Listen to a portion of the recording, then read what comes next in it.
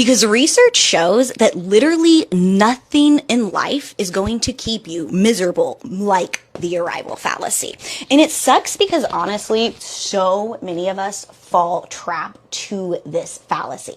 Now, if you don't know what this fallacy is, this is when you take feeling happy and you put it off until you get some future goal. And we think that once we achieve this goal, we will get lasting happiness.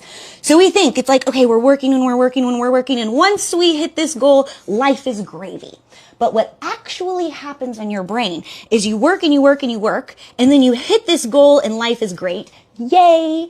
But our brains don't really like to live here, especially if this isn't our norm.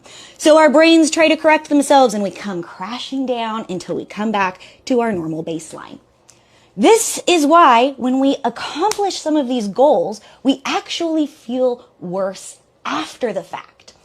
And then our brain does this very funny thing where it goes, well, I remember I felt good when I accomplished that goal. So if I do that again, maybe it'll last this time. So we start coming up with a checklist of things to do, like go to college and get a job and start making money. And so we do these things and it starts to feel good, but it doesn't last. So what we want to start doing instead is tracking and celebrating our little wins. You can do this in two ways. This is a player's choice. So you can do this every night. When you do your nightly review, which if you're not doing a nightly review, please drop a comment with the word night so I can do a video for a nightly review, because there's nothing that changes your life faster.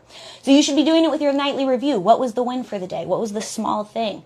This is gearing your brain up to look for more wins. This is going to be the fastest way to get over the arrival fallacy. Make sure you are tracking your wins, because this is going to start rewiring our brain. Instead of putting this off to some distant thing, we start looking for this on a loop.